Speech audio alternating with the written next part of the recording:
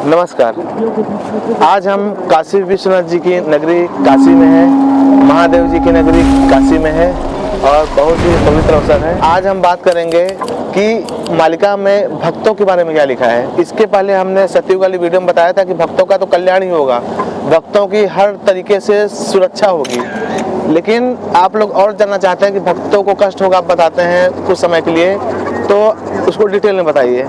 तो आज हम टॉपिक कवर करेंगे कि मालिका के अनुसार भक्तों का क्या होगा, प्रभु जी भी गुप्त में क्यों रहेंगे और भक्तों को कष्ट देने वाले, भक्तों की बुराई करने वालों का भी क्या होगा, इसके बारे में भी बात करेंगे। तो सबसे पहले प्रभु जी के बारे में क्या लिखा है ये बताते हैं। तो मालिका के अनुसार ये इतना घोर कलिकाल चल रहा होगा कि महाप्रभु कल्की जी भी गुप्त में रहेंगे, गोपन में रहेंगे, छुप के रहेंगे। मालिका कहती है कि गुपत गुपत ए महागुपत, जानी था तू रामचंद्र, ब्रह्मा शिवंकर ठाव न पाइबे, न जानी बे इंद्रचंद्र। यानी महाप्रभु कल्की जी की लीला इतनी गुप्त महागुप्त होगी कि ब्रह्मा शिव जी भी, अब समझिए शिव जी के बारे में कहा गया कि शिव जी भी उनकी माया को नहीं जान पाएंगे और इंद्रचंद्र भी नहीं जान पाएंगे। तो हम तुच्छ मनुष्य जिसका कल का ठिकाना नहीं है वो कैसे जान पाएगा? तो कौन जान पाएगा? भक्त, जो प्राकृत भक्त हैं, जो सच्चे भक्त हैं वो जान पाएंगे। और क्या लिखा है कि प्रभु जी भी गुप्त होकर घूमेंगे। मालिका में लिखा है कि चोर प्राय अंभे अवनी भ्रमिबु, चेता कराइबा पाई, चाहे जकर जकर निंदु थिबे लोके, की किंबा से प्रभु आई। यानी मैं चोर जैसे छुप के घूमूंगा पूरी दुनिया में, अवनी यानी पूरी पृथ्वी पर, चेता कराइबा पाई, चेताने के लिए लोगों को, और चाहे जकर जकर निंदु थिबे मूर्ख, जगह जगह मुझे निंदा मिलेगी, लोग मेरी निंदा करेंगे कि क्या यही प्रभु हैं। और सुनिए क्या लिखा है कि नलिनी पुष्प रे भ्रमर पराए, नर देहा थिबी मुहि, चाहे जकर जकर निंदु थिबे मूर्ख, की किंबा से प्रभु आई। यानी नलिनी पुष्प यानी कमल के अंदर जैसा भौरा रहता छुप के, जब बंद हो जाता तो भौरा तो छुप जाता, पता नहीं चलता, उस टाइप का मैं नर देह में छुप के रहूंगा। कल्कि भगवान नर देह में छुप के रहेंगे। और चाहे जकर जकर निंदु थिबे मूर्ख, मूर्ख लोग, अल्प बुद्धि वाले लोग जगह जगह उनकी निंदा करेंगे, जो कि अभी हो रहा है, और बोलेंगे क्या यही प्रभु हैं। इस टाइप की मालिका में लिखा गया है। और क्या लिखा है, उनके भक्तों को भी लोग नहीं पहचान पाएंगे। जायफुल मालिका, भगत मानंग को मोरा, कलंक की ढाकी ची बेड़ी शरीर लो जाई फूला, कंकु न चिन्हिबे मूढ़ नरा। यानी मेरे भक्तों को कलंकी कल्की जी बेड़ी शरीर में ढके रहेंगे, उनको मूढ़ नर, मूढ़ मनुष्य पहचान नहीं पाएंगे। वे हमारे आपके जैसे ही रहेंगे लेकिन भक्त रहेंगे, मनुष्य शरीर में ही रहेंगे। जैसे भक्त जन्म लिए हैं त्रेता द्वापर सतयुग के, वैसे ही त्रेता द्वापर सतयुग से भी ज्यादा खराब राक्षस भी नर अंश में जन्म लिए हैं, नर देह में। देखने से गोरे चिट्टे लगेंगे, लंबे चौड़े लगेंगे, लेकिन वो राक्षस हैं। मालिका क्या बोलती है कि अभक्ष्य माने करिबे भक्षण, नर अंशे दैत्य हुईबे जन्म। यानी अभक्ष्य खाएंगे, मांस मदिरा अंडा जो नहीं खाना चाहिए वो खाएंगे। अभक्ष्य माने करिबे भक्षण, नर अंशे दैत्य हुईबे जन्म। नर अंशे नर रूप में दैत्य जन्म लेंगे उसमें। इस प्रकार का मालिका प्रमाण करती है। मालिका में बताया गया कि खंड प्रलय में सबको कष्ट होगा, किसी की जान चली जाएगी, कोई प्राण से हाथ धो बैठेगा, लेकिन भक्त कष्ट पाते हुए भी जिंदा रहेंगे। जिस समय घोर खाद्यान्न की कमी पड़ेगी, किसी को खाना नहीं मिलेगा, उस समय कल्कि महाप्रभु जी उदयगिरी में, खंडगिरी में भक्तों को ले जाएंगे और पत्ता खिला के उनका जीवन बचाएंगे।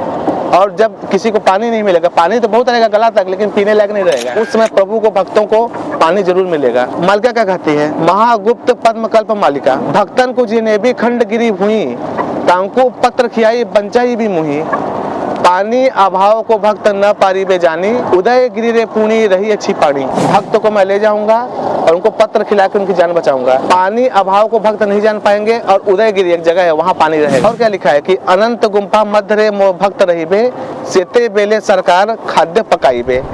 यानी जब सरकार ऊपर से खाद्य गिराते रहेगी, जब हेलीकॉप्टर से, वायुयान से, उस समय अनंत गुम्फा के मध्य मेरे भक्त रहेंगे और उनको खाने पीने का कोई अभाव नहीं रहेगा। एक जगह यह आता है कि मातेश्वरी महालक्ष्मी, मातेश्वरी अन्नपूर्णा माता जी भक्तों को अपने हाथ से खाना परसेंगी, अपने हाथ से खाना खिलाएंगे। महालक्ष्मी स्वयं निजे बाहर होइबे, भक्त मानन को पूर्णी अन्न जे परिसीबे। यानी उस समय माताश्री महालक्ष्मी जी उस समय बाहर होंगी और भक्तों को अन्न परसेंगी। भक्तों को लगेगा कोई महिला है, कोई दिव्य महिला खाना परस रही है, लेकिन वो माता महालक्ष्मी होंगी। ऐसा मालिका प्रमाण करती है। और क्या लिखा है, मेरे भक्त ही मेरा प्रचार करेंगे। एक जगह लिखा है बेतार से प्रचार होगा। जो इंटरनेट से अभी प्रचार हो रहा है, ये 600 साल पहले लिखा गया है कि बेतार से प्रचार होगा, उसका भी आपको कोटेशन में दे दूंगा। पट्टा मड़ान ग्रंथ, चकड़ा मड़ान ग्रंथ, शिव कल्प नवखंड निर्घंट, सभी में इसका वर्णन किया गया है।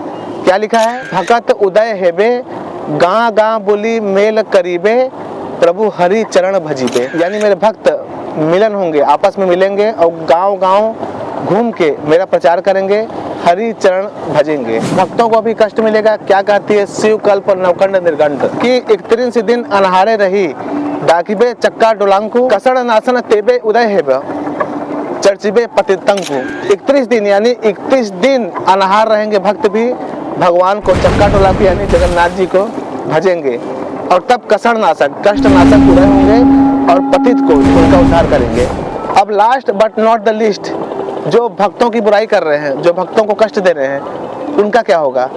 मालिका क्या कहती है, ऐसे तो बहुत सी चीजें बताएंगे, इस रोग से मरेंगे, उनका वंश ऐसे नाश हो जाएगा, सब लिखा है। लेकिन आपको मैं बताता हूँ जाय फूल मालिका से कि भगत निंदिबा जन मुँह तांकु गर्भ करीबी चूर्ण लो जाई फूला, अपमृत्यु है व निश्चय जाना।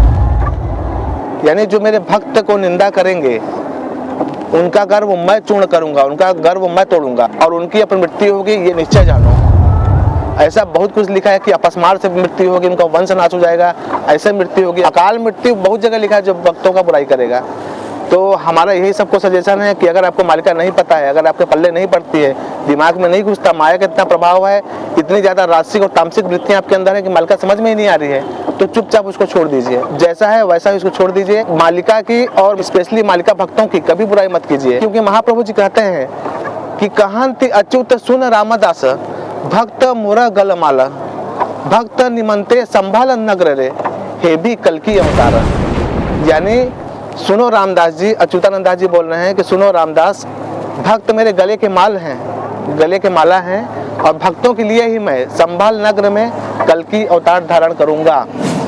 यानी आप समझ लीजिए कितनी प्रायोरिटी दे रहे हैं भक्तों को। इसी प्रकार महाप्रभु जी भक्तों के बारे में अपना विचार व्यक्त करते हैं कि भगत मोर माता पिता, भगत मोर बंधु, भगत निमंते मोर नामा कृपा सिंधु। यानी भक्त मेरे माता पिता हैं, भक्त मेरे बंधु हैं, और भक्तों के कारण ही मेरा नाम कृपा सिंधु पड़ा है। और क्या लिखते हैं भक्तों के बारे में, भाव विनोदिया ठाकुर, भक्त वत्सल हरि, भगत निमंते नानाकार, 10 मूर्ति धरी। यानी भक्तों के लिए ही वो भाव विनोदिया ठाकुर, जिसको भाव पसंद है, जगन्नाथ जी को भावग्राही बोला गया है, जगन्नाथ भावग्राही, वो भक्त के लिए ही 10 मूर्ति धरे हैं, यानी 10 अवतार लिए हैं।